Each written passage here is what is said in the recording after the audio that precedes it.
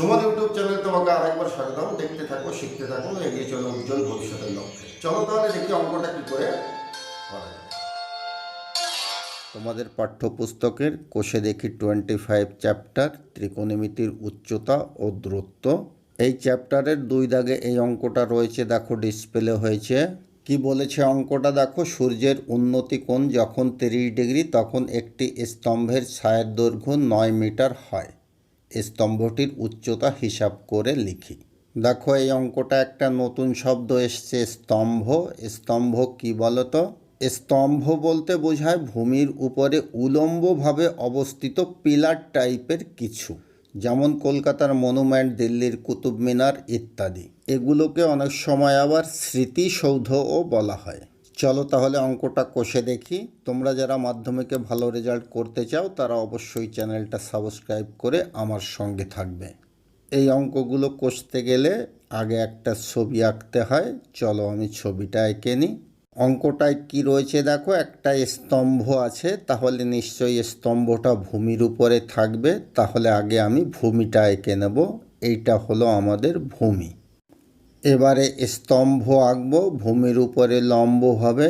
দেখো এইটা হচ্ছে আমাদের স্তম্ভ। তারপরে কি বলেছে দেখো, সূর্যের উন্নতি কোণ যখন 30 ডিগ্রি হয় তখন স্তম্ভটির ছায়ার দৈর্ঘ্য হয় 9 মিটার। এবারে মনে করো সূর্য আমাদের এখানে রয়েছে আকাশে, তাহলে ছায়াটা কোন দিকে পড়বে? এই দিকে। দেখো সূর্যের ঠিক বিপরীত দিকে স্তম্ভের ছায়াটি পড়বে। তাহলে কি পেলাম দেখো, এইটা হচ্ছে আমাদের স্তম্ভের উচ্চতা। এটা আমাদের বের করতে হবে। সূর্যের উন্নতি কোণ এটা বলে দিয়েছে 30 ডিগ্রি, আর ছায়ার দৈর্ঘ্য এইখান থেকে এই পর্যন্ত এইটা হচ্ছে 9 মিটার অঙ্কে বলে দিয়েছে। ঠিক। এবারে চিত্রটা নাম দেব। এটা নাম দিলাম এ, এটা বি, আর এটা সি। এবারে একটু লিখতে হবে, ছবিতে যা এঁকেছি ঠিক তাই লিখব। মনে করি এ বি স্তম্ভের ছায়ার দৈর্ঘ্য বিসি যখন সূর্যের উন্নতি কোণ 30 ডিগ্রি। অতএব এ সি বি কোণ = 30 ডিগ্রি, বিসি = 9 মিটার, এটা ছায়ার দৈর্ঘ্য। আর বের করতে হবে আমাদের এ বি কত। আচ্ছা, এই উচ্চতাটাকে আমরা এইচ ধরেছি, তাহলে এখানে লিখে দিই, ধরি এ বি এইচ কত। দেখো আমরা একটা ত্রিভুজ পেয়েছি, এই ত্রিভুজটা নিয়ে নেব এখন। ত্রিভুজ এ বি সি এর এই ত্রিভুজ থেকে কি পাই দেখো, এই কোণটা থিটা, তাহলে এটা লম্ব হবে। আর এটা ভূমি আর এটা অতিভুজ, কারণ এই কোণটা আমাদের দেওয়া রয়েছে 90 ডিগ্রি। এবারে দেখো এই ত্রিভুজের এই বাহুটা দেওয়া রয়েছে, আর এই বাহুটা আমাদের বের করতে হবে। তাহলে এই দুটোর একটা অনুপাত নেব। আবার এটা লম্ব রয়েছে, লম্বটা উপরে লিখতে হয়। তাহলে অনুপাতটা কি নেব? A B by BC.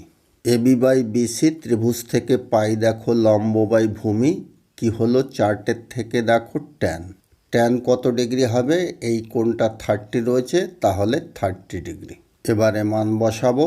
A B সমান রয়েছে আমাদের এইচ, আর বিসি সমান রয়েছে 9 মিটার।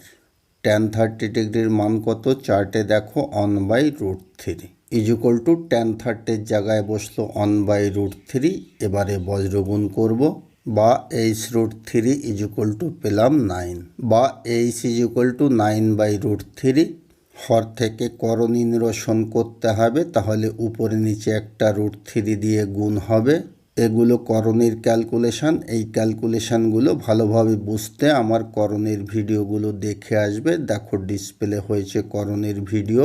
তাহলে থাকে h = 9√3/3, 3 3 9, কেটে গিয়ে থাকে 3√3 মিটার। তাহলে h পেলাম 3√3 মিটার। এটাই স্তম্ভটির উচ্চতা, অর্থাৎ অঙ্কটা আমাদের হয়ে গেছে। উত্তরটা লিখে দিতে হয়। পরীক্ষায় ভালো রেজাল্ট করার জন্য অবশ্যই চ্যানেলটা সাবস্ক্রাইব করে আমার সঙ্গে থাকবে, আমার প্রতিটি ভিডিও দেখবে এবং বন্ধুদের সঙ্গে চ্যানেলটা অবশ্যই শেয়ার করবে। অতএব স্তম্ভটির উচ্চতা 3√3 মিটার অ্যান্সার। উত্তরটা না লিখলে কিন্তু পুরো নম্বর দেবে না, 1 নম্বর কেটে নেবে। অঙ্কটি বুঝতে পারলে কিনা অবশ্যই কমেন্ট বক্সে একটা কমেন্ট করে আমাকে জানিয়ে দেবে। তাহলে দেখতে থাকো, শিখতে থাকো। আমি রঞ্জিত দা, দেখা করছি পরের ভিডিওতে।